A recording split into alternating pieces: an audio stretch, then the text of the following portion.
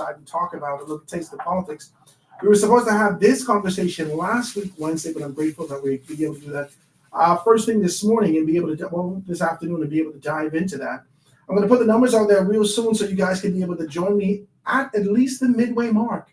So let's just build a good foundation, have a good conversation, understand the path that we're going on, and then just be able to kind of call in and have a good conversation with that. I got to shout out my good, decent people over at AFS Insurance Agents and Brokers. They got everything laid out for you. Make sure you go and check them out. They're located number 407 Blue Hill Road South. If you're in that kind of a space and you're looking for insurance, you're looking for something to do in that kind of a space, and you want to get some things done, we are ready. We are a couple of days away from the end of this month. So you can prepare yourself for next month. All those persons whose birthday is going to be in April, you can give them a call at 341-1-AFS. That's 341-1-AFS. Some information's in the paper today. Make sure you pick up the Guardian newspaper. All the information's in the paper today. Deputy Prime Minister, PRP needs a second term. F&M lacks unity and a coherent plan. I don't disagree, but I don't know whether or not that justifies your position on being able to agitate for a second term. I mean, outside of your responsibility to ask for that. I don't know whether or not this is justification, but we could be able to talk about that and be able to move forward. Police say the 79-year-old Abaco man tried to take his life. Charlton wins goal again. I hope you guys watched that. It was excellent, and the U.S. District Attorney suggests Curtis Roker and others considering a plea deal. I know a great deal of people may be sweating in this country. Leslie Miller said it. You're gonna sweat. My God. It's a beautiful day, guys. Grateful to be in your company. Got to shout out my good, decent people over at Cocoa Plum Wellness. We should be hearing from them at the midway mark. At the midway mark of this week, maybe Thursday, we should be hearing from them, and they're getting themselves prepared to be able to do something hopefully next week. So I haven't heard from them just yet, but we want to be able to jam and continue to move forward with them as they continue to talk about this colonic. So we got to be able to do that. Also, decent people over at Da Vinci Printing and Innovators. They got everything laid out for you in the Village Road Shopping Plaza. Don't just be closed-minded. Traditional aspect of how printing is done. Open up your mind, your horizon, and be innovative with Da Vinci Printing Innovators. They got everything laid out for you guys. Go check them out. Well, I want to be able to introduce this gentleman to you. He's sat with me, not on the show before, but he has kind of called and we had a good conversation on talking about some things during a series that I had. And because I had an opportunity to be able to talk to the chairman that represent those organizations, I wanted to talk to the leader of the Coalition of Independence. And also, some people say Charlotte Green is the chairman of that particular capacity, but I just wanted to talk with them. Right? I'm sure we'll have great time and great opportunities to be able to do that as we get deeper into this political season and dive deeper into those kind of a conversation. But I want to introduce you to none other than Lincoln Bain. Always provocative, always being able to push the envelope, always being able to identify and give a clarion call for those persons who are disenfranchised and those persons who are looking for an opportunity here in this country to be able to move forward. Ladies and gentlemen, I want to introduce you to none other than Lincoln Bain. My brother, say good afternoon to the people out there. Good afternoon, Howard, and good afternoon to the Bahamian people out there. It's wonderful to have you with us, man. Sitting here in studio, I know that this probably be a long time coming. I know last time you was here, right? Very long time. They then called me and said, "Howard, don't lose your job today." I just so be decent with you, Lincoln. But I'm grateful. I'm grateful to you for being able to come tell people what you've been up to for the past few months and how you've been advocating. I know you got your followers out there that's been following you on social media and all those other spaces. But tell people who are avid listeners and not necessarily tapped into your stuff, what you've been doing and what you've been up to in those areas. Well, I've been up to for the last few months the same thing that I've been up to for the last 2 decades, and that's fighting for the Bahamian people. That's fighting to empower the Bahamian people and bring some awareness and educate the people and bring some change to this country, which we desperately need. And change sometimes takes time, but eventually it comes. Once in every generation, change comes. The people get tired and nothing else matters, and they just want change, and they will have their change. And so that's what I've been up to. Nick, let's get into a real conversation. Let's talk now. I stayed up maybe 2 nights ago. I couldn't sleep for 2 nights. Mm-hmm. When I say couldn't sleep, I just things running up and down in my brain, trying to be able to figure out exactly what's what. And I really thought about people and their commitment and this sort of an idea of lack of unity. The same unity that Chester Cooper talks about, uh, which is in his mind confined to the PLP, and within the minds of FNMs and the leadership thereof is confined to the FNM. And I often say that the FNM has a plan, the PLP has a plan. The only people that don't have plans is the Bahamian people. And I think about this. I think about the dedication it takes, the commitment, the convictions that you have to put yourself forward for a political, structure and movement in the country, right? I think about this, and I say to myself, a lot of people have come close to this, and they've given up. They have yielded. You have people within the COI who've committed themselves to the cause, committed themselves to this particular idea of freedom, liberation, growth, development, the strength of independence. And as soon as they got even a whiff, a wind of social recognition, they dump you and they go and look for that sort of opportunity with the formal organizations. Talk to me about this, man. Talk to me about what has been placed in your heart. We know that you were trying to go for the FNM at one point. We know that your formality in being able to do that. We know your agitation over the years. But what has given you this push and this drive to stay with it, with a coalition of independents and give that kind of a push? Well, to start with the first thing you spoke about Chester Cooper and his statement about unity. And I agree, we need unity in this country, but politicians have thrived from the disunity of the people. They use our disunity as a people to their advantage. And so just like he says, the FNM cannot function properly because it is not united, our country is dysfunctional because we are divided as a people. And the politicians divide us amongst political lines to the point where we don't care about our country. We just do whatever our party says. Whatever our party is pushing, that's what we push, even if it's to the detriment of our country. And this is where we need change. This is where we need to think differently and we need to do But you haven't differently. always thought like this, though, Lincoln. Talk to me about it. I've always thought like this You thought you could find change in the FNM when you were vying for that position?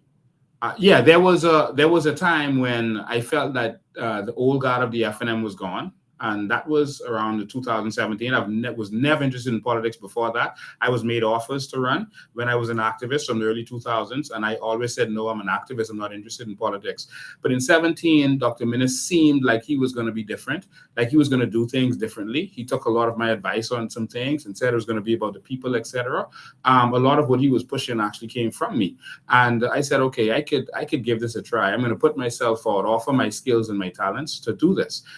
Shortly after, I saw that it's really the party system and those who control the party who really run the party. It doesn't matter what candidates you have. They're going to just have to fall in line and do what they're told. It doesn't matter who is the leader. He has to fall in line and do as he is told. And I realized that, sometimes we say, okay, you're going to get these good candidates and that good candidates, and everyone waits to see who the candidates are, but they're going in the party, and that party is going to do as it will. And if you don't fall in line, you're going to get chopped down. And so I realized that you can't get change from inside the PLP or the FNM. But at which point did this come? Because you had good relationships with the Minnis, you have committed yourself to the organization, you tried to vie for those particular positions.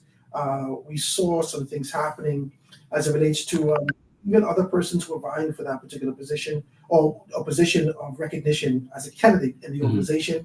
And it just didn't work out. And we watched it, and we watched these things. It felt like everything was crumbling down. And I liken it to a bull in a China store. And after you didn't find yourself in the position that you can do, both you and I know Rodney's not here with him, but both you and Rodney would have taken on this kind of position.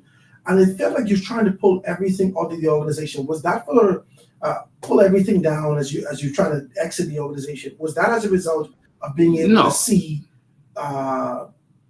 the indifference that exists in there, like you say, the party system that wasn't for the Bahamian people? Good question. I had never really been a part of the organization. I was just at that point to join the organization, and I was interested in running to offer myself at the time. I got close with the inner circle, and it was a point where they were fighting against Minnis, and in that fight, Minnis decided that he wanted to bring over persons from the PLP. Renwood Wells, and Dr. Rollins. Now, the problem was a few weeks before that, we had protests over the LOI situation. Yes. And F&M said they'll never let that go. It was corruption. And they said all manner of things. We went out there in the hot sun with placards and we protested. I think they'd even got thrown out of the House of Assembly at one point over that. And, so we stood up. And I respected that. The F&M was protesting for the first time, and that was and then boom, that was kind of my influence, because Hubert Ingram was not going out there to protest. Minister, I had some influence on him, and I said, no, we got to protest against this, and we went and we protested. And then a couple of weeks later, he said, no, they're going to try to overthrow him. I said, Minister, let them overthrow you. All right. If they're going to overthrow you, you're still a leader of the party. Let them do it. But on principle, you cannot go from a few weeks ago saying that this person is corrupt, challenging the legitimacy, and then coming back and saying we're going to bring him to the party. I said I'm not going to stand with that, and I stood against that. I spoke up against it on my radio show, and I spoke out. I stood on principle. And then when the next convention came up, I campaigned against Minis because of that one thing. Because I said, if you're corrupt now and doing this just for your favor now, you're going to do corruption when you get in. And that was my stance. And I campaigned against him, knowing that it would hurt my candidacy. But I'm a person who's always stood on principle. I don't take bribes. I don't sell out. I stand up for what I believe is right. And so that's why I moved on. I went to run independent. The DNA came to me and they said, listen, we want you to run with us. We're going to do different. I spoke to my Pinewood team and they said, let's do it. I only ever ran for, I hear people say I went to all the parties. No, I only ever ran for the DNA and the COI. Mm-hmm. But you were vying for the F&M. I never remember you. I had applied. Have you ever applied with the PLP? No, never. Okay, so now I don't want you to make it, I don't want to make it sound as though I'm trying to be able to dig up these political wounds of yesteryear. I'm just trying to get to your conviction. No, there's some people who have those questions. They're legitimate questions. Right. So I want to walk through the fact that you're looking for, let me use me, because I'm here. So my commitment to the Free National Movement was that I often liken this to 21. I used to play 21 when I was young, right? Basketball. And then there are some people who sit on the side for 21, they sit on the side for 3-on-3, and they make calls from the sideline. I didn't want to do that. I thought that my contribution and involvement within the organization could be able to help shift some things. So this is why sort of activism of why I've been able to do that, right? And so I ask you this to find out exactly the coordinates of your conviction. That's all. I just want to know that. And remember, I was a police officer, and I had a small stint working with Hubert Ingram. I had other squad mates and other person I knew working with Perry Christie, and I realized that both of them were the same. They were working together against the Bahamian people, in my opinion. The F&M and PLP are business partners. They're working together. They're one party pretending to be different parties. And so it disillusions Bahamians when they say they're voting for change, and then afterwards they say, hold on, but they're carrying on. They're making it worse. They say, okay, VAT is bad, but not you increasing the VAT that you said was bad. And we keep getting swing because both parties that they're working together. And I knew that. But when Minis came, I thought that he was going to be different initially. And then after I realized that the inner workings of those parties are the same, it doesn't matter what candidates Pintard bring you. He's going to come and say, oh, we got a bunch of new candidates, these new people, look at these entrepreneurs and look at this and that. They are going to fall in line and do what they're told. They have to. That's what they do every time. But we need a real change in this country. So that's where I am now. I had given up on politics. I was actually going to leave this country and go somewhere else. Yeah. And, when the activism. Is that kind of a hurt that you have? No. Nothing hurts me. Listen, people and situations. To leave the country is why. No, that was for opportunity. Okay. All right. I felt like the country was incorrigible. I felt like there was no hope for this country because the people were so deceived by the F&M and PLP. And I needed at that point, I was fighting for probably 2 decades for the people, making sacrifices. It's hard to do business when you're fighting against these powerful people, Come on. That's why people don't put themselves out. Those decades. Yeah. The last decade. Yeah, they've demonized, and that's what they do. That's how you play this game. You demonize whoever is working against you.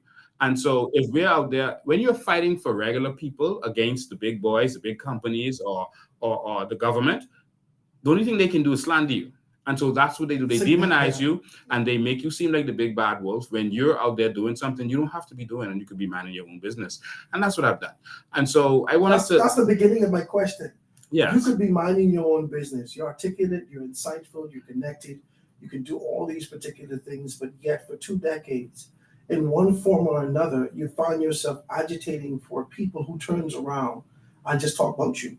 Mm-hmm. There are a handful of people, a niche that continues to remain committed to you.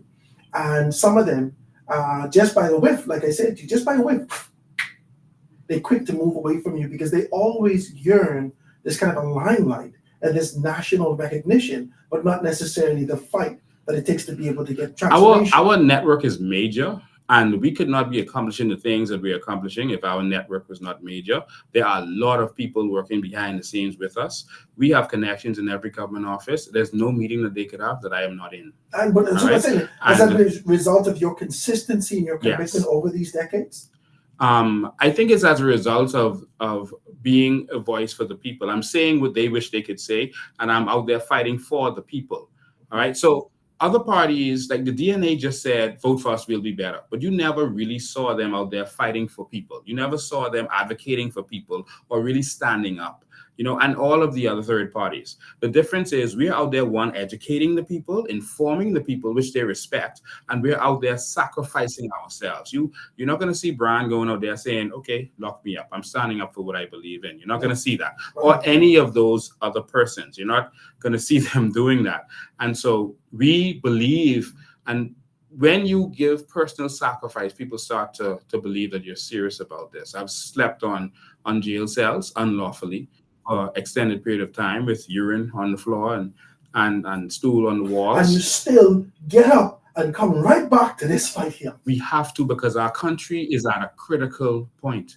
We've reached critical mass, my brother. And I want people to hear the passion in my voice and the desperation in my voice, because I know what is to come. We cannot survive another election under this same incompetence and this back and forth. But it ain't just incompetence and back and forth. It's corruption. In one political organization. No. And that's why we are saying that, see, the PLP comes and tells you how bad the FNM is. The FNM comes and tells you how bad the PLP is. Both of them are correct.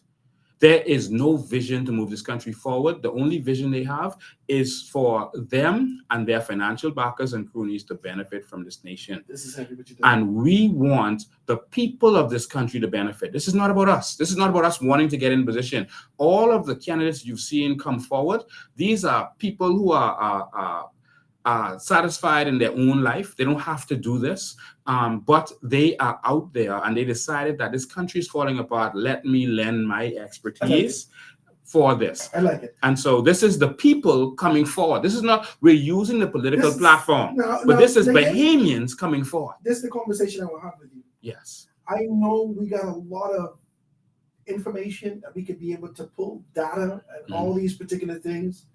But for this time and this dispensation, for what's happening in the next general election, people need to hear hard. When we get back, I want to talk deeper about that, ladies and gentlemen, here with none other than Lincoln Bain from the Coalition of Independence. Quick break, and we'll be right back after this. I like this, Lincoln. Going to commercial break. We'll be muted until then.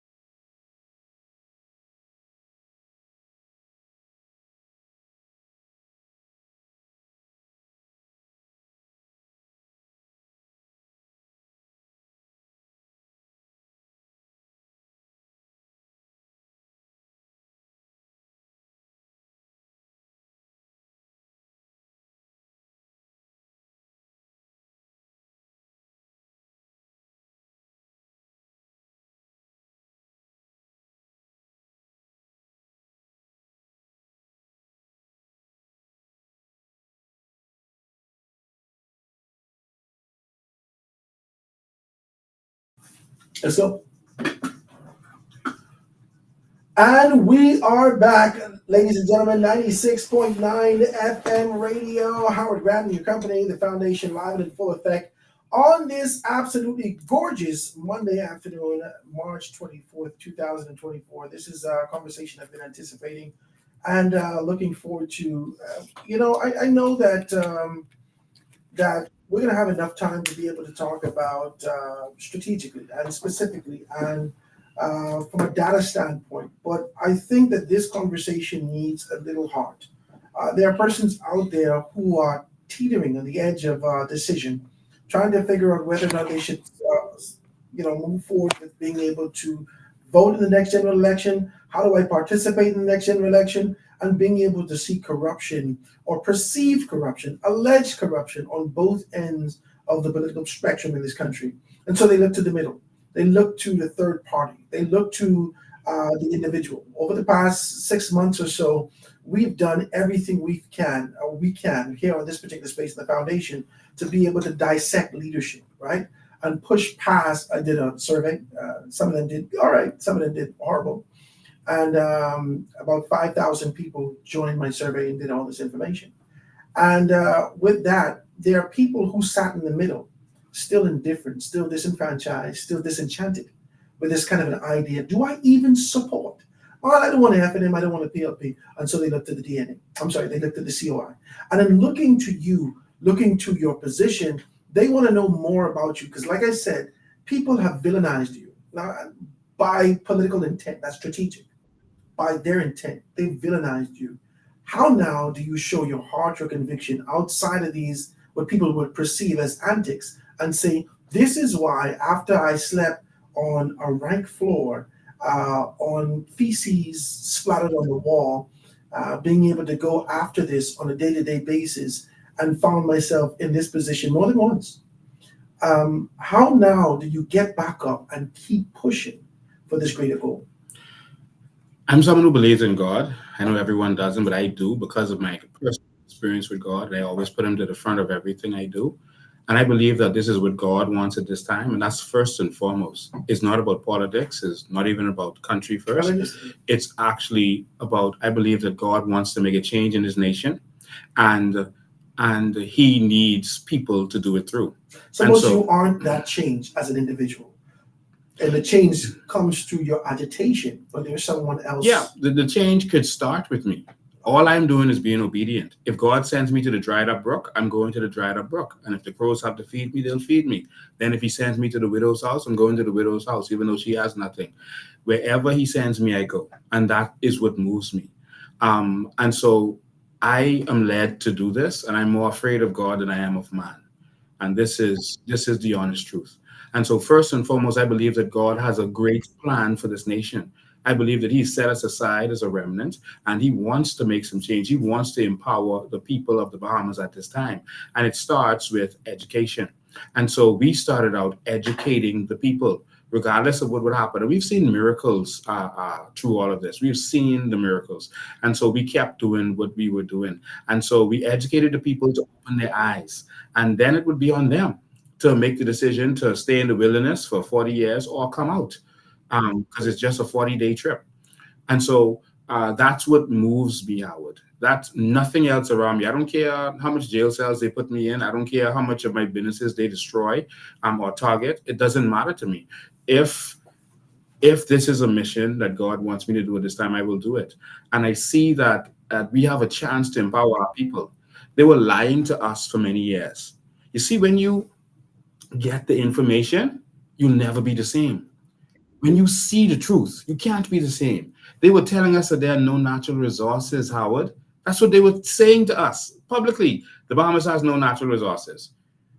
It wasn't until we started showing the documents with their signature on it. If there's no natural resources, what's this with your signature giving away billions of dollars of our natural resources? And so us educating the people started to change things. And so that's a mission. I believe that God wanted this information out there. There was no way we could have gotten these documents on our own. It's the people in the mining industry that brought this stuff to us, Howard. And they said the Bahamas is very valuable to the Bahamian people. Give it to them, show them, and they will rise up and they will require more. They've been lied to. And so only God could have touched their hearts to do that. Well, let me ask you this question, because I saw this and I thought about you the other day when I was trying to structure some stuff. And I thought about you and I thought about this sort of agitation to be able to always liberate people through economics. Now, as impoverished people, as a majority Black country, a lot of persons find themselves in the position where they're just survivors. And there is a yearning, a desire to get out of this with even the morsels of education that we have. People consume that and they open their eyes and say, oh my God, I could do better than this, right? Do you believe that that liberation that people seek will come with financial independence by being able to hold on to something? Or you believe, because I see in your Vision 2030, I see that you're still talking about education on this scale. Which is there a balance, or one is higher than the other? Education and capital, which is finances. The way to empower people is to empower them through finances and through education. It's both. When the first thing God gave man was land, He empowered him with land. The first thing He gave us was land, and He told us what was in the land. The fruits is on the trees and the rivers that is flowing and the onyx and the gold. And He said, and it's the good gold. The people who don't wear gold, who don't even wear clothes. But He gave them the natural resources. When He wanted to empower the children of Israel, what did He do? He gave them land. And the first thing when they conquered the land finally was He gave everyone their lot of land. And it's called a lot of land because they cast lots, and that's how you got your piece of land. They flip the coin, the disc, and they cast lots. That's why we call pieces of property lots today. He empowered the people. But we are having the opposite here. We have crown land that was left to us kind of as reparation, as a part of our reparations from the Queen. And we can't get that unless we're politically connected or we're a pastor or something and there's some advantage. 30,000 people applied for crown land and they didn't even get an answer. You know, we are not being empowered. Our generation property was left to us as reparations from the slave masters. They gave us land instead of cash money. So it was a part of our reparations. And so why can't we get that as capital? They'll let you use it, but they won't give you title to it, because then the title, you can use it as collateral, but they don't want to empower us. And so we believe that we can empower our people first and foremost. Immediately, within the first month of us coming into office, we are going to have a decree that every Bahamian alive today is entitled to crown land. Every single Bahamian that is alive today. So that's a declaration right now. You are entitled to it. Just like how the Haitian Bahamian is born here is entitled to apply. So we are entitled to apply the same way, but not necessarily that we can acquire right. this. The law doesn't make it mandatory that if you apply, you will get it. Okay, right. All right. It just says that the crown land is for the benefit of Bahamian people, but they never teach you that.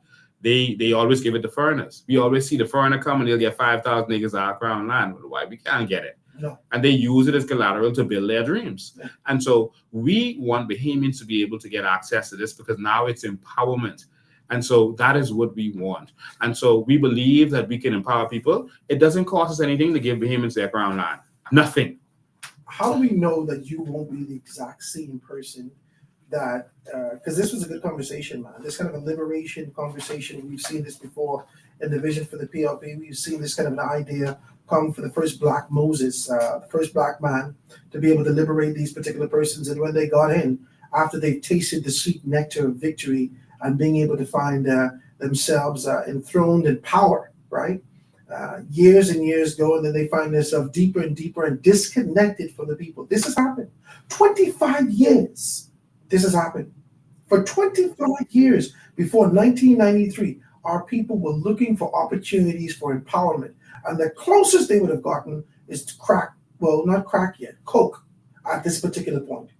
And that led to degradation and a significant turn in our society, where there was a free-based society. How do we know, Lincoln, after all of this has happened, you have not tasted the sweet nectar of victory and power? Not yet. This could drive a man crazy. How do we know that if they've given you an opportunity, that you would stay grounded and be able to commit yourself to the things that you said that you would do? You know what a man is going to do by what he has done.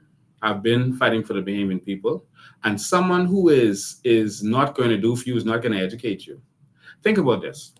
If you're walking and you drop your wallet, The man who comes to you and says, hey, you drop your wallet. That's your wallet right there. He doesn't want to take your wallet, right? He wants you to have something. What they've been doing is lying to you and saying there's no wallet. They've been keeping the truth from you. They've been hiding the truth from you. If we, I didn't see no wallet. yeah, I ain't seen a wallet, baby, wallet. Where? That's what they've been doing to us. They've been lying to us. They've been deceiving us. We are putting everything on the table. We are the Freedom of Information Act in this country right now. We are the ones who are revealing everything to the Bahamian people. If we wanted to be just like them, we wouldn't be doing that. We wouldn't be sacrificing just join ourselves.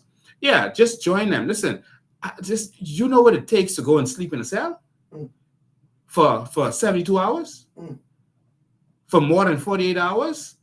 Come on. The Lego people skip knows. Yeah, well, yeah. There are some men that pledge allegiance to these political organizations. Well, he wasn't in the cell. He was actually in the what do you call it?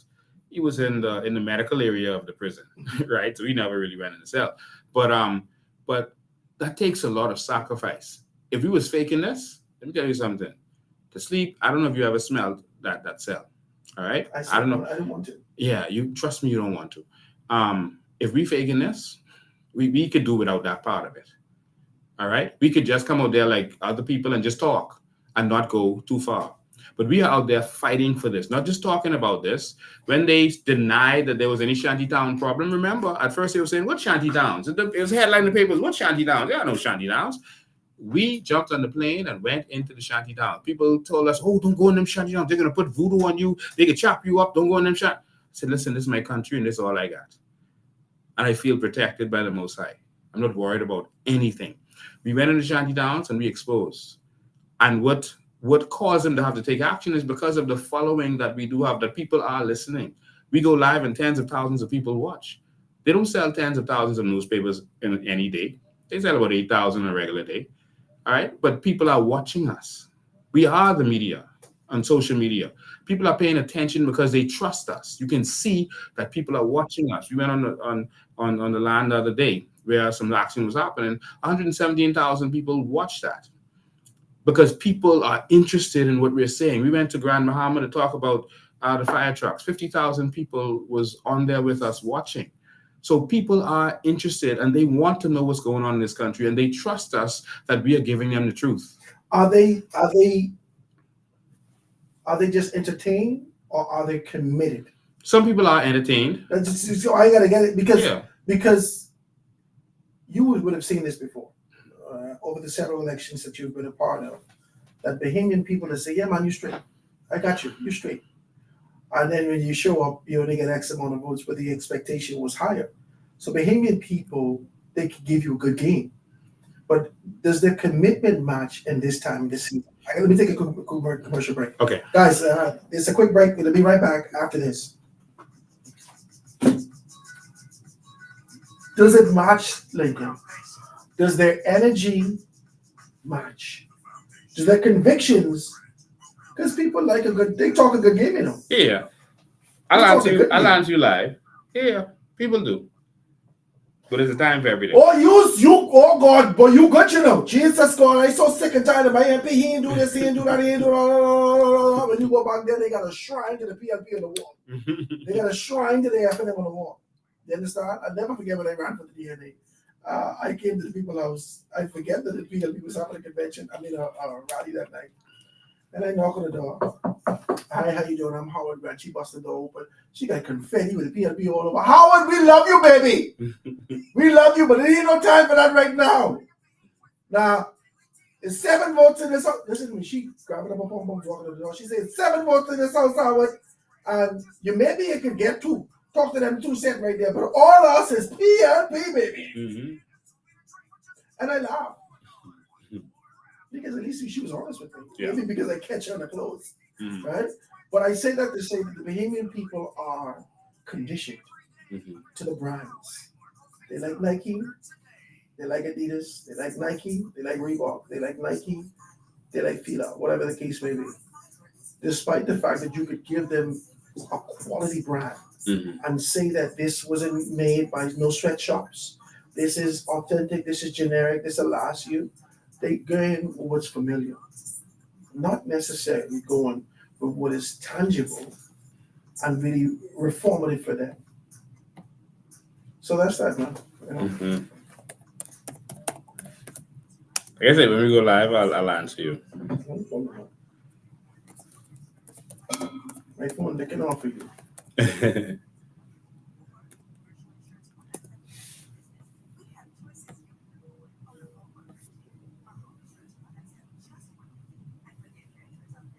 Somebody calling from Huntress.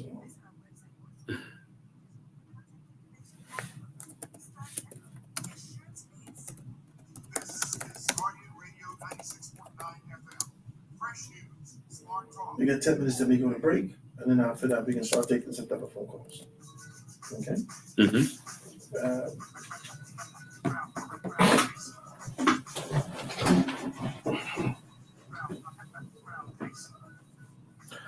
And we are back, ladies and gentlemen, 96.9 FM radio, Howard Grant, your company, the foundation. I just wanted to be able to get these things out of here. Lincoln, I think for me, for Howard Grant, not looking at you through the eyes of any political influence in your organization, I could hear your heart. I deliberately scratched the way that I did to be able to see if I could hear your conviction, your consistency, your commitment to these particular things, because that's really what I listen for here on the foundation. I know that over the years, people like to paint you with a particular brush and say that you have antics. But, your antics can only last so long. I know that you would have been afforded an opportunity with another political organization, and let's be decent. Mm-hmm. I know. Mm-hmm. You ain't got to say, everybody may not know. I know that you have been afforded a political opportunity to align yourself with a particular grouping that says, roll with us, you can be straight money. Yeah. And you decided not to do that. Yes. You understand? Both parties have been doing that. Okay. I know this. They still are. I know this. Because you got a following, you got a voice, you got consistency in your message. How do we now align these attributes with our political organization and you stayed steadfast? You out here like an independent label unto yourself and you're pushing out a great deal of product. Talk to me about that. When we went off, I needed to know about that. The Bahamian people, like you said, hundreds of thousands of people would follow you, would be able to do these things. 50,000 people check you out, talking about those, the fire trucks in Grand Bahama. You have a significant following. Right now, you live. You got more than 1,500 people right now. Right now. I know this, okay? I say that to say, are they looking for the theatrics, Lincoln Bain? Are they looking for the boisterous Lincoln Bain? Are they looking for the irreverent Lincoln Bain that stands up against and defies any set of authority that exists out there? Are they looking for the visionary Lincoln Bain? Are they looking for the leader Lincoln Bain to align themselves with and actually make a decision come next general election? They're looking for all of the above, but most, first and foremost, they're looking for hope. The people are starting to become hopeless, and you started to see it in the last general election. Mm-hmm. Dr. Myles Munroe made an amazing speech about hurricanes, and he said the reason he loves hurricanes is because hurricanes causes you to strip down from all of your preferences. He said when a hurricane is coming, you don't care what kind of water is available anymore. You just want water. You go in the store and you just want bread. You don't care about the fancy bread. You just need bread. You just need the canned goods. You don't care what it is, what brand it is. You just need to survive. And the Bahamian people are in survival mode. They have a saying, you can take a horse to water, but you can't make him drink. That is false.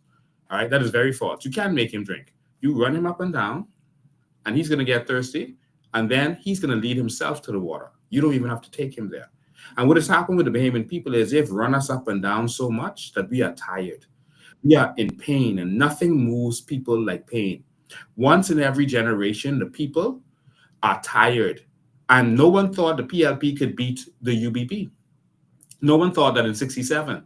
The PLP was called the beggar party. They're broke fellas. They're real people. No one knows them. Who are they? They have no experience. They never run nothing before. Telling them y'all ever run a business? How you ever run a whole country? What's your experience? Nothing. But they still won because the people were tired. No one thought that Hubert Ingram could have beat the PLP. No one thought that, but he did. His predecessors, who were very well educated, could not do it. Predecessors in the F&M, they couldn't do it. But the one young barefoot boy who could barely speak Queen's English and who had no college education, not 1 minute of college education, happened the article to be a lawyer. He did it because at that time, his timing. It isn't the perfect. Cecil Wallace Whitfield was a great candidate. He was an educated man, a very smart man, etc. But it was timing. And Ingram came at the right time, and he was the right strong voice. They vilified him. They said all manner of things about him. But the people were tired. And so when the people are tired, anything is possible. The people were tired of the Progressive Liberal Party in 2017, and they never thought, no one thought that Hubert Minnis could win. No one, even the FNM didn't think that he could electrify a mosquito. But he won because the people were tired. Perry Christie got beat. Impossible. Shane Gibson got beat. Obie Wilscombe got beat. All of them, these giants, were taken down because the people were tired. That horse was thirsty. Has that exhaustion hit the people again? I advised other political leaders before I was interested in politics. I said, wait for the timing. I said, when you see we love the vote, and our reputation is we are voters. The politics, sports, and religion, and John Canoe, that's us. I said, when you see the voter turnout is low for whatever reason, the next election, that's the opportunity. Just make sure you're there. 65% of the voter turnout in the last election, the PNP horribly low for the Bahamas. PNP won 35%. 34% of the overall. Yes, of the registered voters, which means they don't even have a mandate, really. All right? But that's why for those people who are saying, I'm not going to vote, it doesn't matter. A no vote is a vote for whoever wins. So you're still responsible because you chose not to vote. Low voter turnout always bodes well for the PLP. Low voter turnout actually bodes well for opposition. All right? And that's because the people I don't think the same tired. thing will happen for the FNM. No. And so I think that the people are tired now. They're not resonating with the FNM. The problem is that everything that Pintard opens his mouth and says, people are like, but y'all didn't do it. How will we trust you? Y'all never did this. I had a conversation with the chairman of the Free National Movement recently, and everything he brought to the table, I said, hold on, wait, y'all did this also. Yeah. And he kept telling me, hey, this particular organization with the mindset and the leadership that exists now is different than the fellas before. That's what they say every time. You have the new PLP, then you have the new PLP, then they say, oh, we got these other new people on a bridge to the future. The FNM does the same thing. We better now we better, and now we can change now. Oh, we got Minnis now. He's not a lawyer. Let's go with him. And they always fool you. But it's the institution of the FNM that's going to control things. The people on the inside. And you had to learn this after 2017 because you was full too. All of us was full. For a few months, I was interested in joining the FNM. All right, for a few months. And then after I came inside and I saw what was going on, I spoke out. I came on my radio show and I told everyone what I saw. And I said, this FNM is going to be just as corrupt.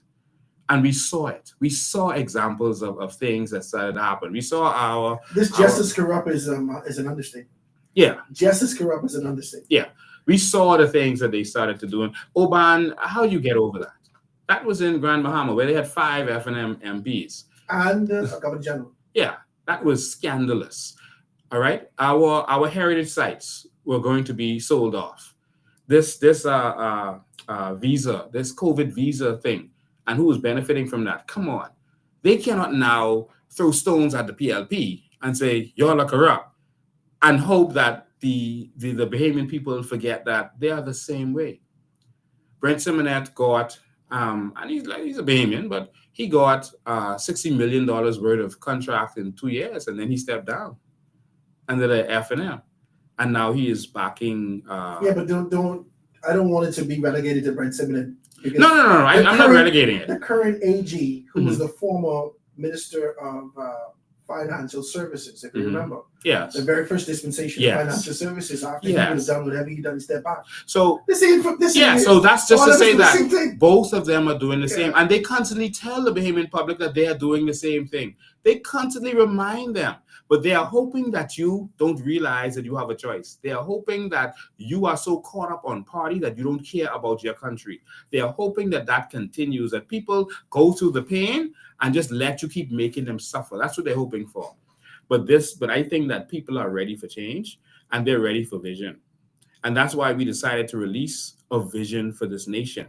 a real vision. These are not just bullet points.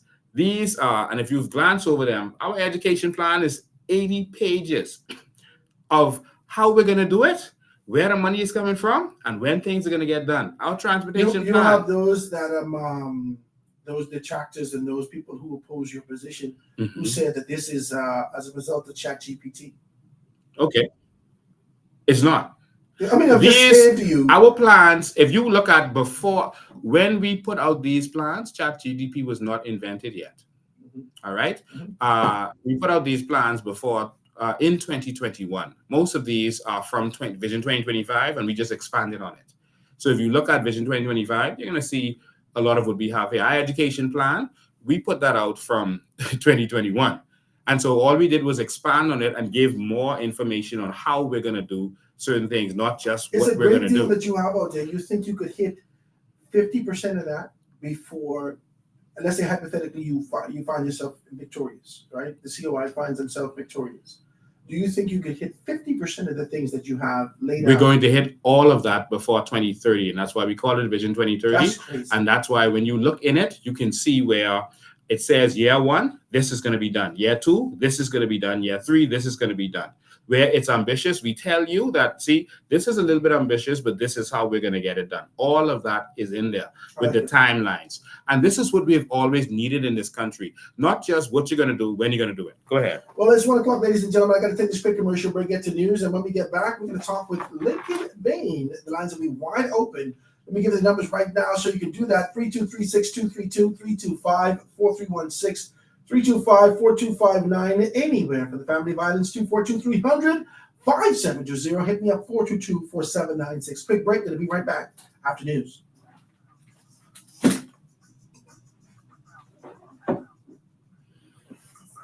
Yeah. Lincoln is in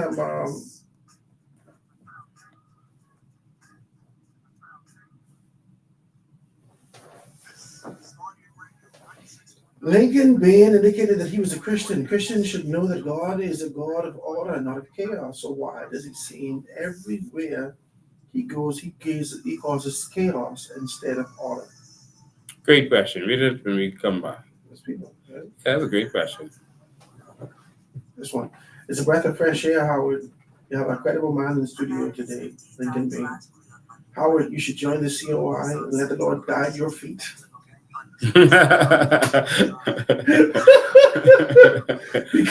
because your mouth might say something else. LOL, right? There's a text is coming through. There's a text, right? So he says, what is it?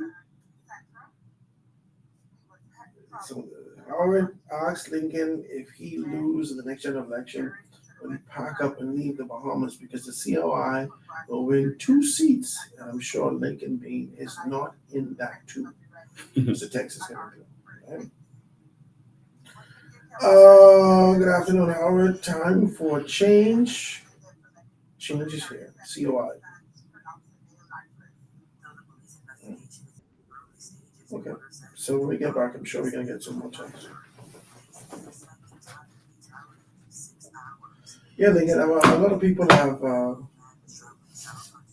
I listen to you, and I listen to your persistence, your passion, your insight, your articulation, and all those things. And then I look at the grouping around you.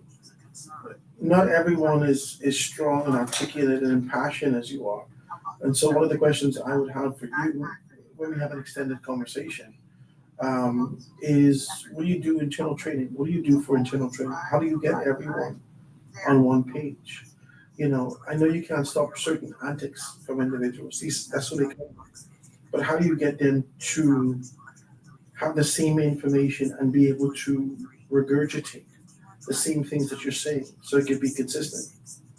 You know, that's one of the questions that I would have for you also, because you in a leadership capacity is savvy. You've done this for some time. You've been in this space where I am. You've done this. You know about this. You know about how to do this. There's some people who just have raw passion, and they are not necessarily as polished as you are. How do you fix that? All right. Let me answer now or when we get No, on? I mean, you're talking. Every party has needs different types of players in order to be successful. Every organization needs different types of people in order to be successful. You may have a Bradley Roberts. He may never be leader or leadership material or deputy leader, but he can play a role where he can. He might be a little rough around the edges, but he can play a role. And he can be an MP and play a role in your party. But he's not the person you want to be probably in leadership. You may have a Leslie Miller. You don't want him to be leader of the party, but he has his purpose. And so everyone isn't going to be polished. We have a full team of educated persons, very educated, very accomplished persons, and then we have activists. Those persons are needed too. You need a full gamut of people, and then we have a lot of educated people. All right, Dr. MacGyver doesn't have to do this at all. Other persons that we have, Mr. Green, who is a lecturer at the University of the Bahamas. He's a CPA, all right, and a pastor. He doesn't have to do this, but he wants to change the country. William Knowles doesn't have to do this, all right. Their family owns a major plumbing company, and he could just mind their own business and do what they have to do. But he's a CPA and a pastor also. We have another educator with a master's degree who is running. He educated people in the U.S., but he wants to do better for his country. And so there are a lot of people who have a lot of life experience, entrepreneurs, contractors, etc., who have come forward. The only problem people would have is that they don't know them personally yet, and it's going to take time to introduce them. But a lot of people are tired of the same old faces, tired of the same old names. They come in and they bamboozle you with, oh, look at this person. They're so educated. Look at Bean Monroe. He's going to make a perfect minister of national security. Look at that one. Look at that one. And then all these educated people, within a couple of months, you'll be like, what happened to all the education? Why everything falling apart? He's so ineffective. Why you ain't hearing from Bean Monroe? Where he is? And they say he was going to be a good candidate. Didn't they impress us with these good candidates? Why are the candidates mouth shut now?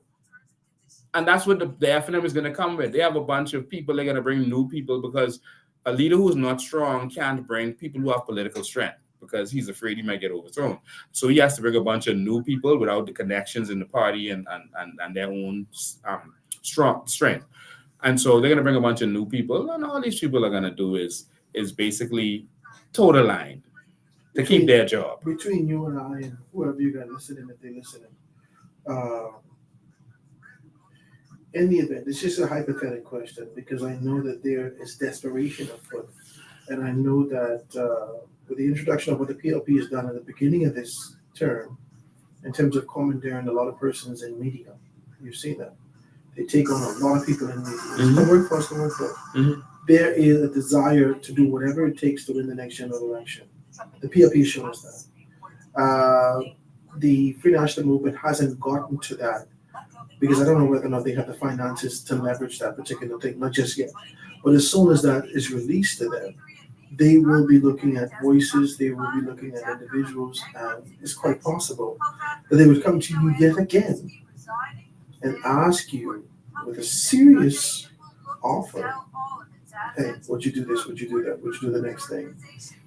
Have you rejected the idea of ever aligning yourself with these particular organizations?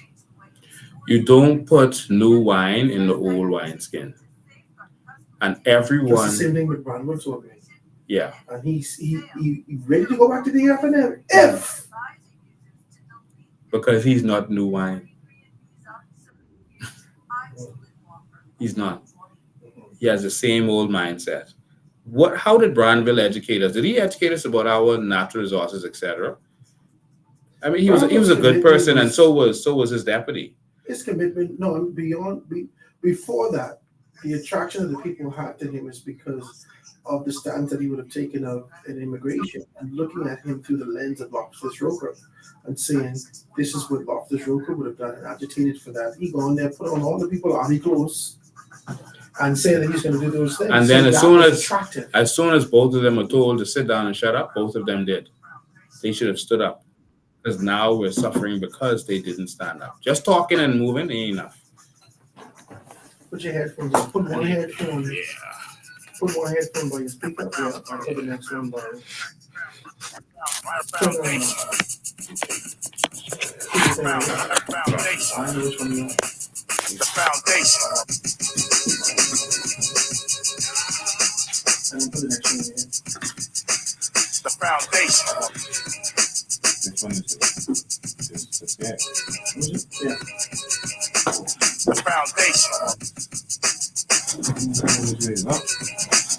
The foundation. No, that's The foundation.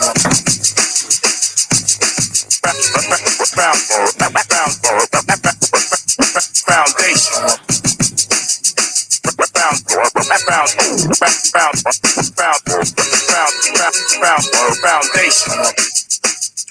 And we are back, ladies and gentlemen. 96.9 FM radio. Howard Banyan Company, the foundation, live and in full effect on this absolutely gorgeous Monday afternoon here in the city of Nassau, wherever you are. If you're celebrating a birthday, happy birthday to you. This feels celebratory today.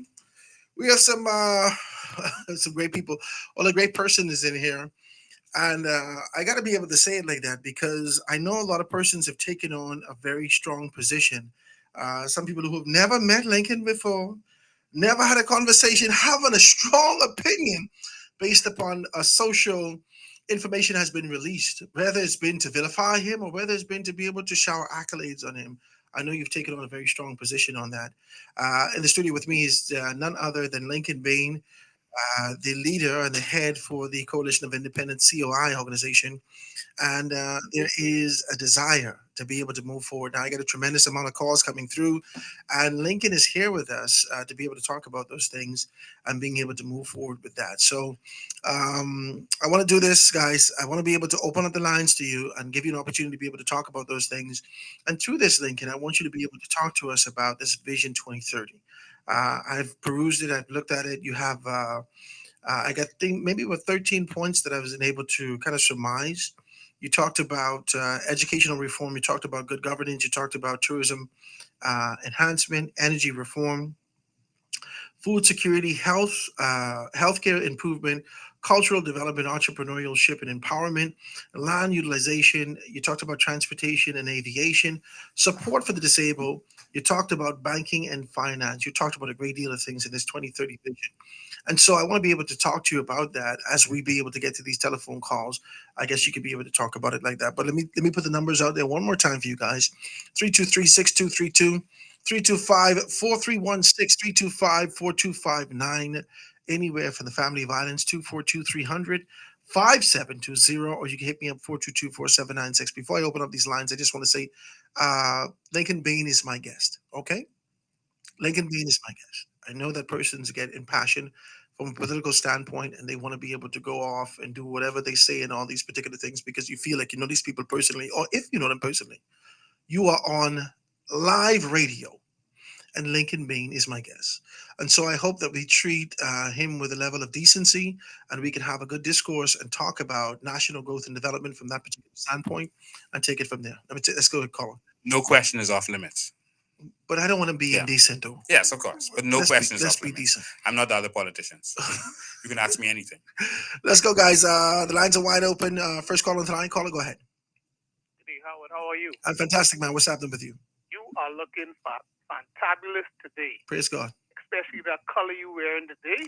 My black? Goodness, you sitting up there, you look like a muscle man today. in that My color. black with my scarf on? Don't fight me. Go ahead.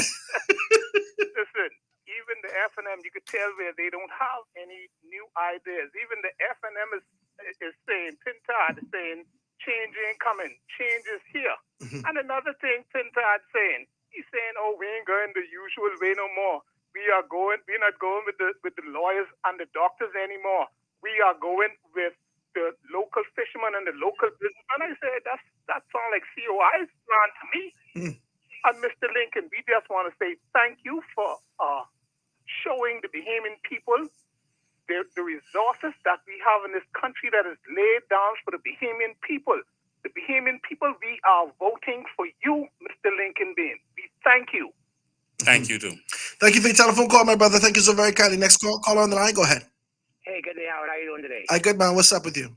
I'm great. And good day to your guest, Mr. Bain. Good day, my brother. Gentleman who just spoke just now, speak for yourself. Don't say the Bahamian people. You can only, because all of us only have it as one vote. But Mr. Bain, I want to ask a question to you, right? Yes. A few weeks ago, I had a voice note sent to me where they were saying that the government, which is the Progressive Liberal Party government, allowed the Haitians, with the greatest respect to that name, to build back houses in the pigeon peas and in the mud. But what is so ironic about that, right, Howard? Me and my partner who does the videos, we were over this weekend and we showed where we was to the mud and we was to the pigeon peas, right? There is no houses. So Lincoln, what I'm trying to ask you, right? How is it that when you sit on the radio and your I guess people sit in these groupings and mislead the Bahamian people when it comes to this government? When it comes to this government, telling the people in these groupings that these things are absolutely real. But we go there and show that they're not real. What do you say? How do people supposed to believe you or believe your people? Lincoln, Lincoln, do it. No, Howard, no, do it. Do it. And that's what I said. Do it.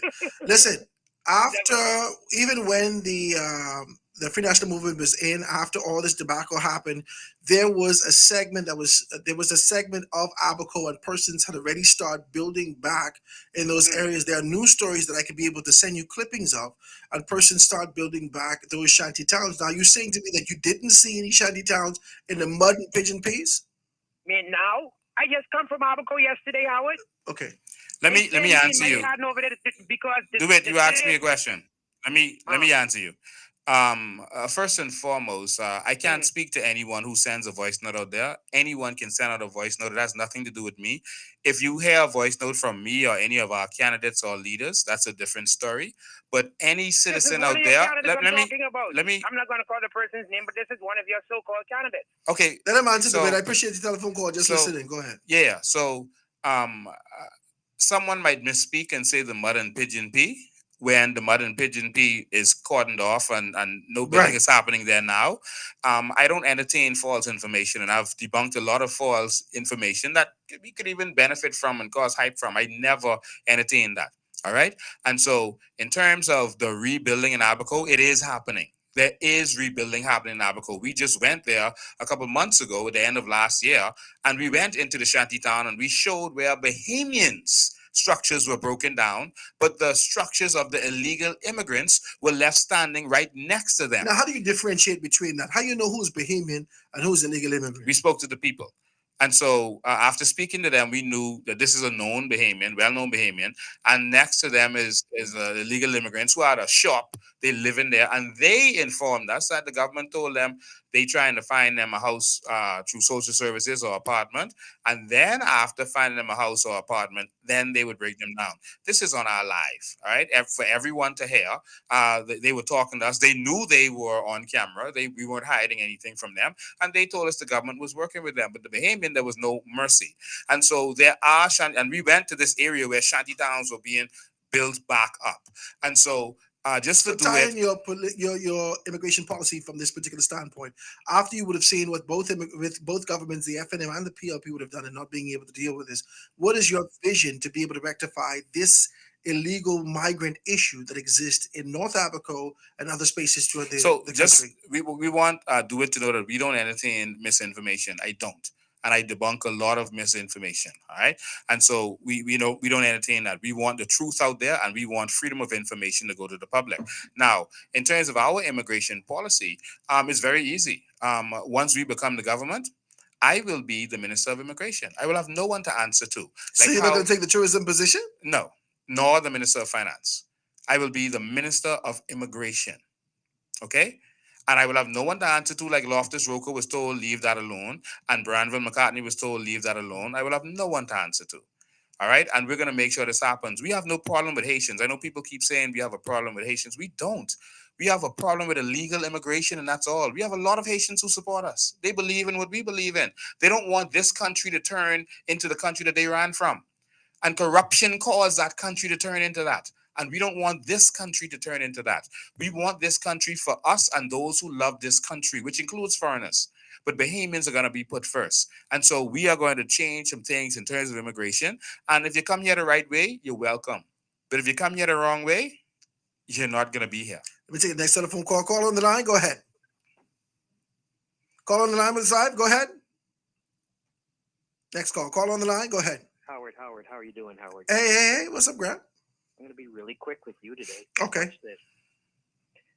Would you have ever known what you know currently about the illegal immigration in our country and the shanty living conditions that are not to code, and we have laws that we're not enforcing? Would you have known about any of these things if it hadn't been for the man in studio, to the level that you know about them? And that's the first question. Second question, in your 40-some years, have you ever heard a political party promise you an acre of Crown land that the Immovable Property Act hindered you from getting? Have you ever heard anyone promise you 1 acre of Crown land? No, the closest we would have gotten to a conversation about Crown land is a registry that the Free Right. National Movement was supposed to do, and they never did. So I'll wrap up with this. 1 acre of Crown land, and there's 4 million, 3 million acres, and there's only a couple 100,000 Bahamians. So don't let them tell you that they cannot give it to you. It's as simple pulling out the Parker pen and signing it. With that 1 acre of land, you can go to the bank and you can have a future. You think about that when you go to sleep tonight.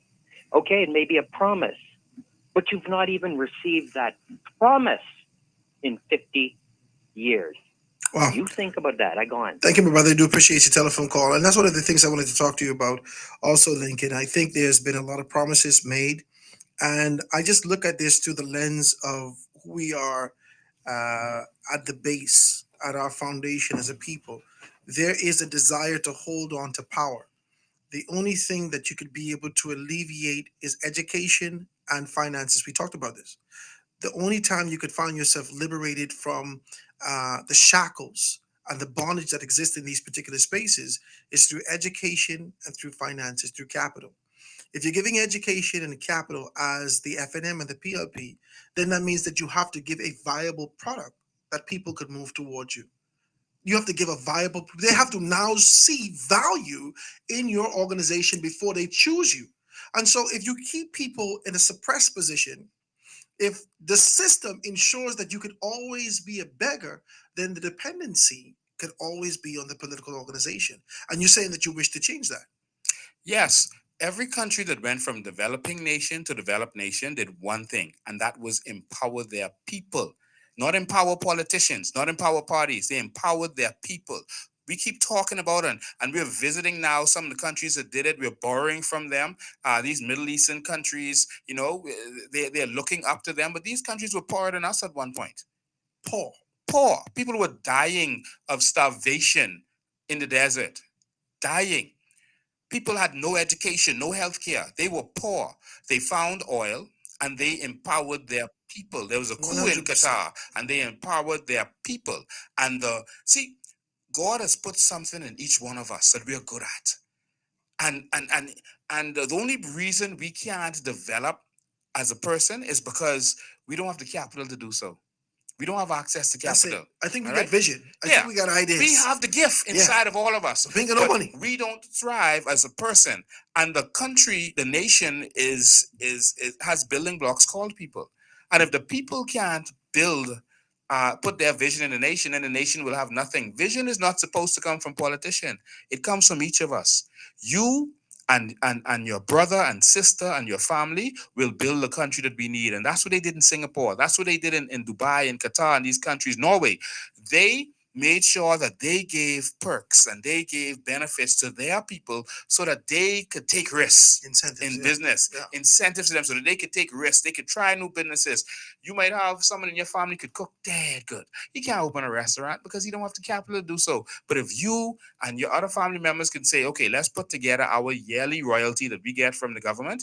Let's put that together and invest in this one here who can cook good. Let's invest in this one who can deal with computers.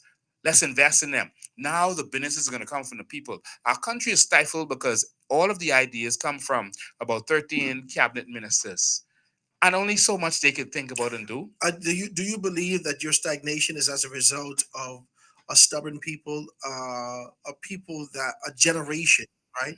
Because you get biblical with me earlier. This journey to our liberation, this journey to freedom, has a great deal of people who are enshrined in the traditional concept of what politics is in this country. I don't believe that we're stagnated. Do I you believe that they have to die off proverbially, quote, quote, quote, quote, unquote? no, I that believe they have to suffer enough. I don't believe we're stagnated. We're going through a process. And I think that we're reaching the That's heavy climax what of you that said. process. That's Okay? heavy what you said. We're You going believe through a that they have to process. suffer enough. Yes. But from a biblical standpoint, they endured a hell of a lot of suffering. Mhm. And they still going through it. Mhm. They had to die off before they could be able to step over to their next. No, the what promised they land. had, they didn't suffer enough. They had manna every day. Jesus, you don't want to be They beat? were comforted at every point. They complained and they were comforted. And they ended up dying in the wilderness because they did not have the mindset to cross over Jordan to But- what was theirs. So this is my and question so they now. had to die in the wilderness. And a lot of those staunch people have died out. A new generation is rising up right now as we speak.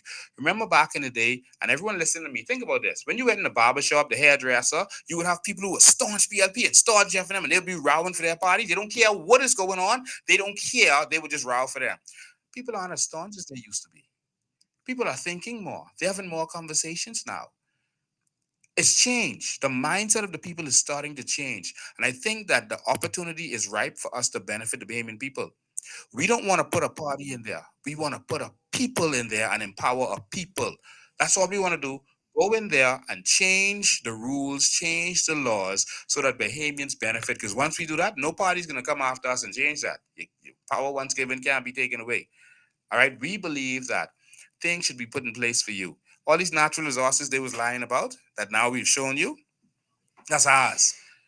What are we doing for transformation into the mindsets of the next generation? You still have to equip the next generation with this information. You still have to empower them. You have to make them to understand that even if their great grandmother them are stubborn and stiff necked and don't want to make this kind of decision, even if their Grammy or their mothers don't want to do that, now this next generation who are local, who are Bahamians, who are disenchanted and disenfranchised, but they still live here. How now do we educate them to get a part of the process, to get involved, to vote, and to be able to contribute to the real change that needs to You happen? don't have to educate them. You have to inspire them. And how do you inspire them? You give them examples from their people. Right now in the ghetto, the only examples they have is the drug dealer driving around in a fancy car. They have no hope. They far as they're concerned, they can't get anywhere. But we have to start giving them examples. There were countries that did experiments. Canada did an experiment at one point. It was Manitoba. All right, the province. They gave everyone what is equivalent today to probably about $96,000 a year in today's money. And they gave it to everyone to see if people would become lazy, to see if people would stop working, all these stuff to be complaining about. And it did the opposite. There was less drug use. People were more industrious. They started to do what they love, not just working because that's just a job. Can you imagine a nation of people doing what they good at and what they love instead of they just going to work just for going to work's sake? Can you imagine the transformation? And that was a wonderful experiment. They monitored that in Norway, they monitored that in Qatar and Dubai and all these countries, and the people became more productive. And the people built this society that they have. The people did that. And I believe that Bahamians are talented, but we are held back. You try to open a business in this country. I talked to one young man the other day who did who has a rental car company. He said it took him 2 years to get the licensing and everything that he needed from the government. You try to open a bank account in this country, they make everything difficult for the Bahamian people. We're going to make everything easy for the Bahamian people. We are going to put you in a position where if you have a business idea, we're going to give you the land for it and we give you grants for it if it benefits the nation. We're going to let you partner with our Sovereign Wealth Fund. So you're going to get the capital that you need, not a loan, partnership. All right, let me take this commercial break. When we get back, I see the lines are lit right up. We're going to be able to get into that and have a good conversation. I'm here sitting with none other than Lincoln being able to talk to us, hitting us with some real questions. I want to talk about that. When we get back, we're going to have a deeper conversation after this.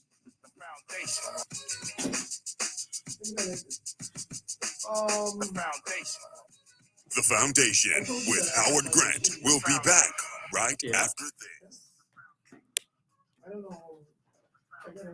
100% public. Awesome, man. I already didn't have the. Yeah. I already didn't do it. I have the roof on and everything. But I already know how to do it. I should be done. Hope to God. Hope to God. Hope to God. Hope to God. In about 3.5 weeks, and it's designed specifically to engage in these kind of conversations. And so I'll be going live. I'll have my own equipment and everything. Nice. Right? I'll be going live and we'll be doing news the way that it should be done. And I'd like to be able to invite you to that space to dive deeper into that. This commodity, this tradition, this kind of a walking over eggshells in this space is different and difficult when you're talking to people who they're looking for that passion that you have. You see what I'm saying? And so I thought about that, and I want to be able to invite you to that. So I can bring it. I can let you know. Yeah, that'd be awesome. We need real journalism in this country, and of course, the money I controls can't tell you everything. that I'm a quote unquote real journalist. Yeah. I can't say that to you. I only can say that I'm in passion, and just like you, I'm convicted. I'm convicted that this is the right thing to do. Yeah. And this is if this is what God has me to do, I will do His will and fulfill the purpose that He's called me to fulfill with the talent that He's given me. This ain't my talent. It's His talent. Because me, just like any other man, would have been content just making money, taking care of my family. But if I have a conviction to move in the direction that God has called me to move in, then I have to do that. Yeah. Because that's just purpose. And so all that formality that people hit you with in this space, I'm not going to do that. There's so much time. But I believe that we can do that, and I'd like to be able to bring you. I know you don't need it, but I'd like to engage you in real questions that has to do with national growth and development. Yeah. The problem with one of the problems with our country is that our leaders don't submit themselves to questioning by the people like they do in the US and other civil countries. They feel they don't have to answer to us and they avoid us. And so what I do is every week I submit myself to the people, ask whatever question they want. Yeah, Sundays at 5 every week.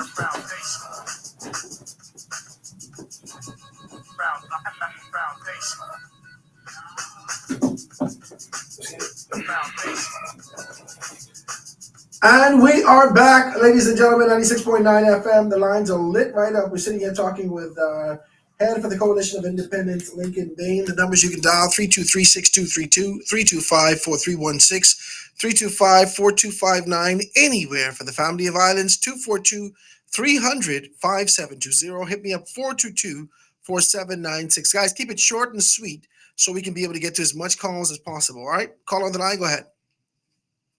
A pleasant good day, Mr. Grant. Hey, what's happening, my brother? Right here, man, and to your guests and to the nation. Good day. Mr. Grant, just give me 30 seconds to a minute to build my case, please. Go ahead, I'm going to fight you. Listen, Mr. Bain, can an independent candidate become the prime minister of this country if he was someone by himself? To run by himself? To run by himself, can an independent candidate ever become prime minister of the Commonwealth of the Bahamas? It is highly unlikely, but it is legally possible. It is legally possible. Because whoever has the confidence of the majority of the members of parliament after the election, the governor general can make the prime minister. It doesn't have to be a party. Good. So is it safe to say then that the first exception that you have put to the Bahamian people is to convince a group of independent candidates that they need a leader whose name is Lincoln Bain? So Did you just say deception? Deception. Okay, go ahead. Because in order to convince a group of independent candidates who want to be independent to serve the Bahamian people that they need a leader means that they're no longer independent because they now have a leader in Lincoln Bain who dictates the way that they run. So good question. Isn't that a regular PLP or FNM organization? Similar? No, and that's a good question. You would remember, if you know your history, that before the PLP formed their party and the UBP formed their party after that, everyone ran as an independent. And in the end, they just chose a leader. All right? Everyone ran independent before the PLP formed the first party. So I'm just, wait for the process. Just wait for the process. All right?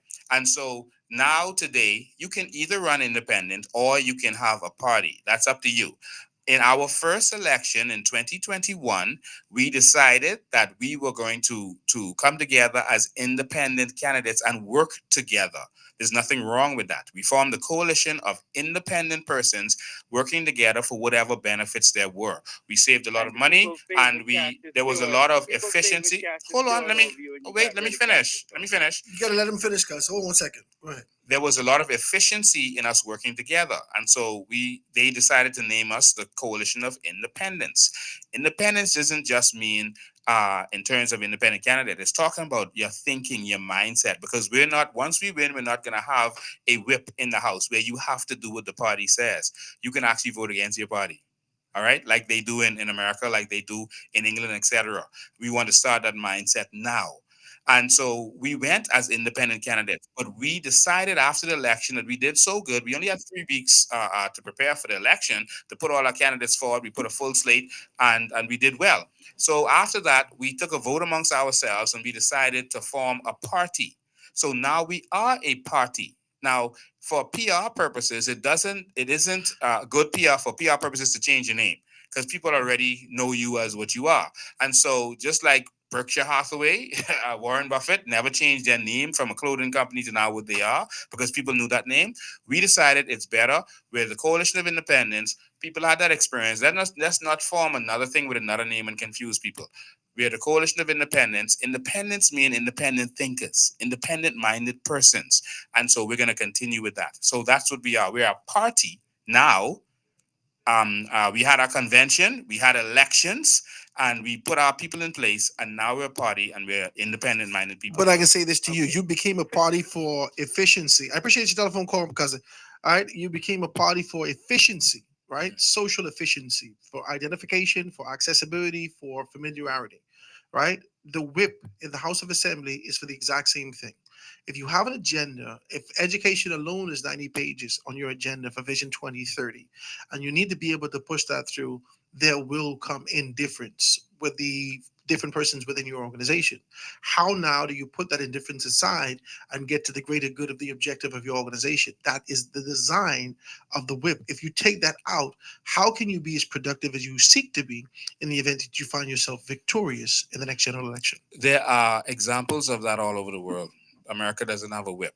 England might have a whip in theory, but you can but they have lobbyists. You can vote against. Lobbyists is just someone who goes to the different politicians and you pay them and they go and get. No, but what I'm you saying is want. that there is a subtle agitation in one form or another to be able to ensure that we can get a grouping on one page.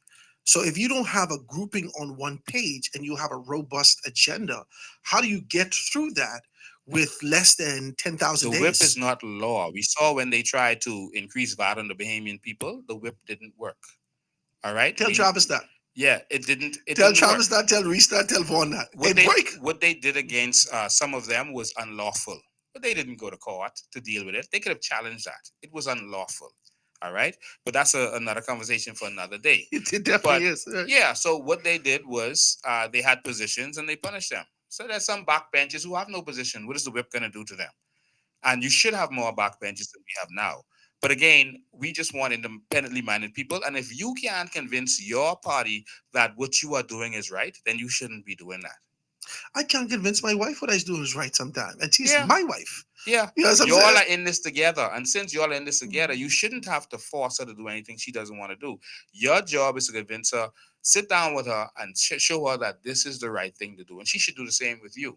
This is the right thing to do. Let's work together. We believe that BPL. No, I didn't give you that example to say to you that because you have different personalities, there could be different outcomes. Okay. And how people even with use the whip, something. even with the whip, Even you with can the have whip, that. yeah. Yeah, even with the whip, you can have that. Yeah. But if the majority of my party does not believe that we should, for example, sell BPL, then where am I going selling BPL? I shouldn't do that. I like that. These are the persons who should have confidence in me. And if they don't have the confidence that what I am doing is right, then I shouldn't be forcing them to do that. This is not a dictatorship. There's a lot of complexity to this conversation. I Of want course. to stretch this out. I want to stretch this out with you. Let me take a next telephone call. Yeah. Caller, go ahead. Hey, gracious usual, Howard, and your guest. How you doing? Thank you, my brother. All is well. Great, I'm very glad that your guest decided to come on and actually take telephone conversations with people and interject with the people, right? Look, I have to give your guest some advice. I think that his Achilles heel, in my opinion, is that he tends to give emotional responses to topics. That's actually going to prevent him from actually propelling himself into politics. And Give me an example. Pardon me? Give me one example, real quick. One example, all the time, him and Pentat conversations, he just tends to give emotional responses to topics. If you ask him a topic, and if you get under the skin too much, he wouldn't give an educational response. He would get more of an emotional response. It comes off sort of funny. I think that, to me, in my opinion, that's actually stopping him from getting a lot of people gravitate towards him. I think that he should try to just tone it down a little bit on his approach towards topics and how he responds to answers. That's just my opinion. I appreciate I appreciate the telephone call, my brother. Thank you. I appreciate your opinion. I wish they didn't stop you just now. I appreciate your opinion. I got 1,000 but telephone I calls. know. I'm going to say this very quickly. What they do, what seems to be happening in the media is they only show us when we're out there protesting or rebel rousing, which there's a time for everything. There's a time Pinland had to do that and Randall Fox and Eddie Hanna, etc. But if they only show you when you're doing that, you're going to get a false judgment of the person. All right. People have different layers. So do you do it for the purposes of be captured by the media? If you are out there to a protest, you have to speak loudly. There are people trying to hear you. But we go live every Sunday at 5 p.m. and we are educating the people. I'm on talk shows all the time. I don't give emotional answers. I give very I don't think you've been emotional with me today. No, I have not. I have been on many talk shows. You've seen me. You can go and watch me. You actually have. You had talk shows. Yes. This is what you did. I don't give emotional answers. I give very technical answers, and I speak the truth and very logical answers all the time. But if you're comparing that to when I had a situation with Pintard in the house, if Pintard decided to challenge me, I was giving him a very logical statement that he is the head of the PAC. Don't just complain about what they are doing. You can subpoena them.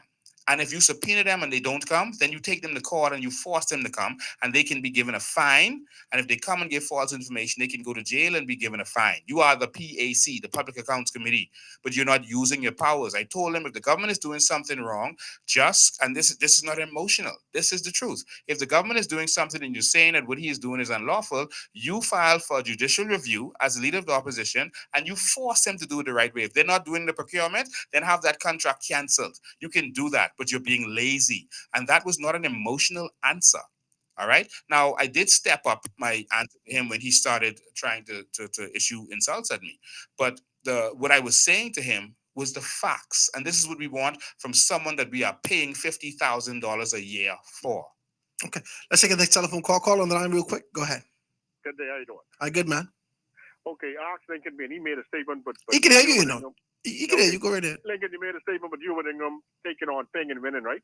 By himself. But guess what? That wasn't by himself. That's Ask Schuberdingham, but March 2nd, 1987, and asked him about Mr. Robert W. Merkel from the U.S. Attorney. I didn't say by himself.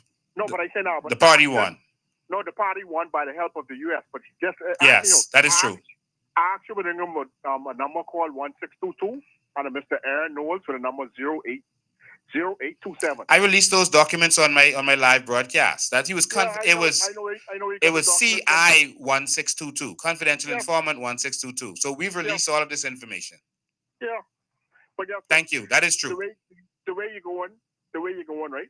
Mm-hmm. I love the way you're going. You're giving people them some information that they don't have to listen to you. You know, just go online and research, do your own research. Yes, and that's what these young people nowadays love. Yes, and that's what these old parties, these dinosaurs, they have to have the PLP. They can realize, but that there's some but people coming up now and they don't want you to like them mother, their grabbing and great grand. No. But I ain't them, and you promise me these stuff, fixing road and doing stuff like that. What do you mean? I am Lewis. Couple Vaseline and couple Pampers on top of the thing the other day in Freeport, but he don't have his party in the hospital. Foolishness. Them days gone, man. Yeah, I didn't see that. Send that to me. Thank you, my brother, for your telephone call. Let me take the next telephone call. Call on the line. Go ahead. 323-6232, 325-431-6325, 4259. Anywhere for the family violence, 242-300-5720. Hit me up, 422-4796. Go ahead. And I just want to say, that I think that all of our country's leaders should put themselves forward to be questioned. And I think that we should have debates. And I'm hereby challenging Philip Brave Davis and Michael Pintard to a debate. They're going to tell you challenging the them. exact same thing that Pintard told you. What is that? You won't be where they are. No, Pintard said he's willing to debate me. That's what the first thing he said. All right. And I don't want to be where Pintard is. Who's running to be leader of the opposition? I don't want to be where he is. But you are the leader of the opposition. I am. Well, technically, we are leading the opposition. I'm not talking about. You're trying to be indecent. Yeah. I'm talking about you oppose the way that things are happening now, and you lead from that particular standpoint. Always being able to clarify and say that this is the way that things that should be done. You oppose the tradition. You oppose the position that these the cultural norms that happen in these areas, and you always seek to lift up the Constitution. You oppose. Yeah. And I want to challenge them to a debate because I think they have no vision for this country. Every 5 years, they give out some to-do But Chester Cooper told us that this morning. This and that. What did he say? Chester Cooper said that the FNM lacks unity and a coherent plan, a vision. The PLP also lacks a coherent plan. But he ain't gonna tell us that about the PLP. Yes, and they're not as united as you think. But what I am saying is this is not about the COI, the PLP, or the FNM. This is about the Bahamian people. And I think that moving forward, we need a vision for this country because whatever we've been doing has not been working, my brother. If 50 years later, we're still talking about fire trucks in our second city, we have failed. If we have still not that's built... bananas to me, by the way. That's crazy. That's fire crazy. Trucks and ambulances where you have people Sometimes living. you justify in your mind, you say, fire trucks, Exuma, maybe they didn't have one. So you're trying to make justifications about family islands. But then you look at Grand Bahama. How can you justify this? How can you? When you look at any of the vehicles they bought to drive themselves around in, they could have bought a fire truck on a couple ambulances. Come on. But you know something, and this is what I said, and I don't want to drag Ginger and make it like that. But there are significant relationships that these particular persons, and I hate to supersede Peter Turnquest or any of the other persons that sat in the position prior to Ginger coming in. But my expectation, based upon her proximity to the Grand Bahama Port Authority and her relationship abroad, she has a significant relationship with 100 Black Men of Atlanta, right?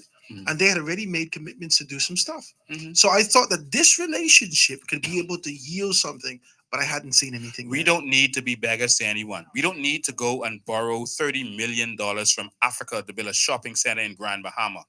We don't need to do that. We have our own natural resources. We have our own money. $3 billion a year we make, but they squander. I gave you an example. You can buy a $300,000 vehicle for an embassy, but you can't buy a fire truck for your second city and people are losing their homes. It's crazy. Well, let's take a quick commercial break, ladies and gentlemen. When we get back, it'll be the last segment. So if you want to send your telephone calls or send your text, please do so right now. Quick break. Going to be right back after this. Foundation.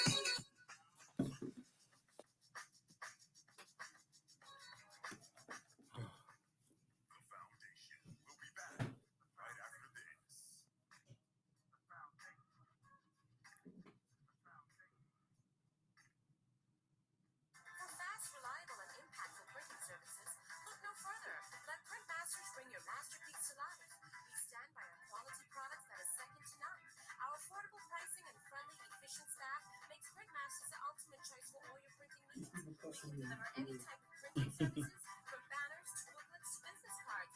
You name it, we can print it. Printmasters, bring your masterpiece to life. Key to the Nassau Garden Building, 240-236-61. Now let me see now. 326 ETIC. Hello, this Epic Factory. This is somebody drawing the post again. on Workflow 2. Praise the Lord. It's about time. I let folks in. That's some homeless looking fellows who's the other day. That ain't on. They open Monday to Friday, 7 a.m. to 7 p.m. On Sunday, holiday, 8 a.m. to 4 p.m. My brother Sam, he's a hacker, and he can go right there and get fixed up. Call us at 320. Also to the family island. Inland Revenue is here to guide and help you with all things business license and VAT.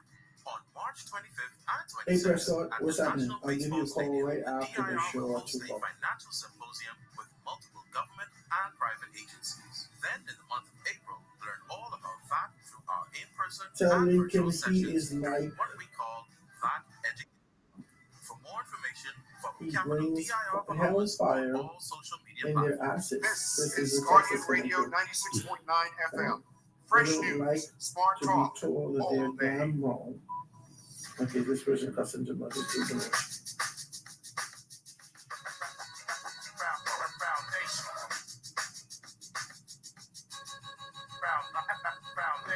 Okay, let me read a couple of these texts.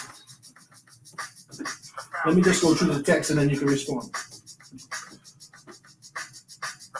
And we are back, ladies and gentlemen. Let me see if I can read these texts as quick as possible. Good afternoon, gentlemen. Time for change.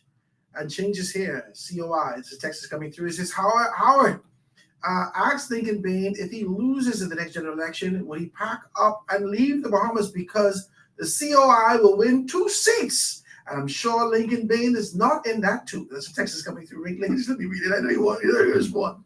All right. He says, Howard, it's a breath of fresh air to have a credible man in the studio like Lincoln Bain today. Howard, join the COI and let the Lord guide your feet.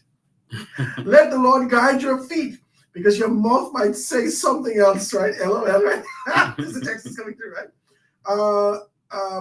Howard, Bain indicated that he was a Christian. Christians should know that God is a God of order and not chaos. So why does it seem as if everywhere he goes, he causes chaos instead of order? That's the text is coming through. Lincoln, just write these things down. You can answer these. I got a text. I got a ton of these things, right?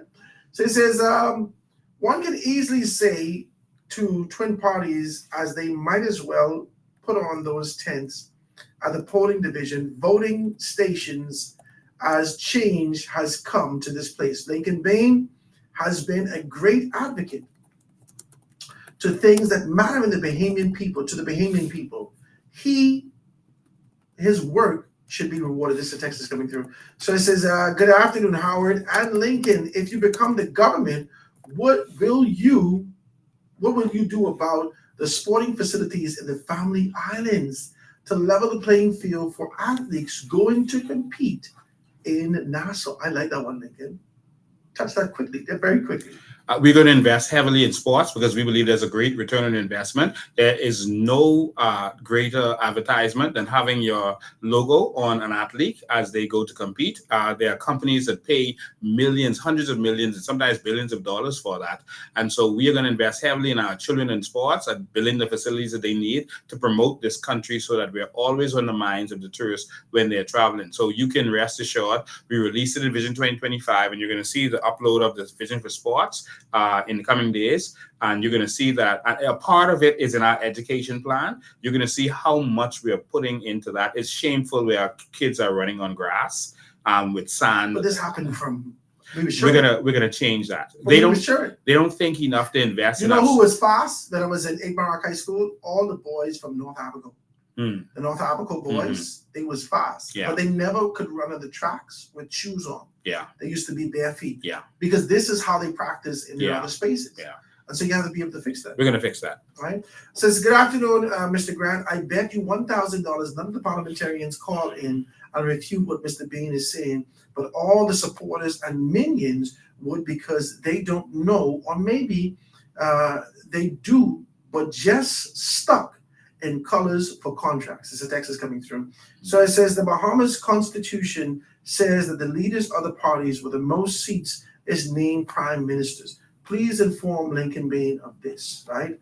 This is a text is coming through. It says, good afternoon. Ask Mr. Bain why he thinks that the government would not allow generation property to be more monetized. This is a text is coming through, right?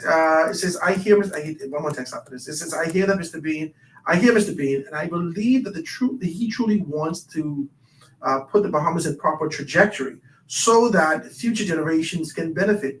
He is a breath of fresh air for truth. This is a text that's coming through. Let's take a telephone call. Call on the line. Go ahead. What's happening? How you doing, my brother? Being able to take called you and Dr. Dwayne Johnson, chairman of the Free National Movement. When we had our chairman for my party, the PLP, coming, most of the talk shows, he don't take calls from people. I don't blame the talk show hostess for it. I guess he just don't be in there. So, I respect you all for being real men, for taking calls and stuff. Anything about the prison, any plans for the prison, what you can do to revamp it, to make the guys them come out more, like when I say come out more, educational things to learn that when they come back out here, rather than just sitting up and still thinking of criminal things to do and stuff like that. Any ideas to revamp the prison? And those PLPs who don't get the nomination for the PLP and those FNM. You had one on Miriam Emanuel, good woman, strong, get the passion for the people. People like the woman who run for the PLP as chairman, Robin Lack. Papa, you jumping the gun, eh? Papa, you jumping the gun. How you can say people who ain't get the nomination like Miriam Emanuel, the FNM ain't ratified nobody yet? No, I didn't say that. I say if these people. Okay. Go ahead. Yeah. If they don't get it, okay, go ahead. They get the passion for us, the people. Okay, go ahead. Even I get you Nicole Martin in there too, because she might get a nomination for the Free. Why don't you leave your cousin alone, Papa? Go ahead. And do you have a candidate for Nassau Village as yet? I'll hang up and listen. Keep up the good work. You're a real man to take calls from the people. You ain't like Fred. Thank you, Papa. Go ahead. Thank you. We haven't ratified our Nassau Village candidate yet. I think we have 10 more candidates that we're working on. But we have already released, I think it's 29 candidates to the Bahamian people. We're the first out the gate. And we've been campaigning and working for the people straight through, even after the previous election. As someone asked a question, someone said something about the Constitution. I don't think they understand how it works. They read section 73, subsection A, and they did not read B. So it says that the leader of the party with the most members of parliament, but B says that if it appears to him that the party does not have an undisputed leader in that house, or that no party commands the support of such a majority, the member of the House of Assembly, who in his judgment is most likely to command the support of the majority of the members of that house. And so that's what it says. So any member of parliament. So if the PLP have one member of parliament, the FNM have one, that's the two parties, and everyone else is independent, then they will choose from whoever has the majority of support. Okay, so it's who has the majority of support. So it starts with the party, and then it goes to, and if it isn't a party, then such and such. All right, so you got to read the full thing, man. Let me take this quick telephone call. Caller, I think you got 2 more calls in. You got 30 seconds. Caller, go ahead. Good day, Mr. Harvard. I'm a first-time caller. I appreciate you, cuz. Always respect your knowledge and listen to your show. Thank you, man. Every day. But I had to call in today because you have somebody in your studio today, right? And I want to tell them, don't get weary and well doing. Okay, that's very important. You know, Harvard used to call it bananas, but I just can say that, you know, the time is now. And if God has put that calling on you, my brother, you just stay focused. And it's going to happen. You know, so don't get weary and well doing. And don't mind the naysayers. Because guess what? You know what God has put in you. And just the time, like you say, you just follow your heart and don't be weary and well doing. And how would I want to say to you that you are always saying the things that matter. And I want you to go and pray about this show the day which you're having. And you make sure encourage Mr. Lincoln Van.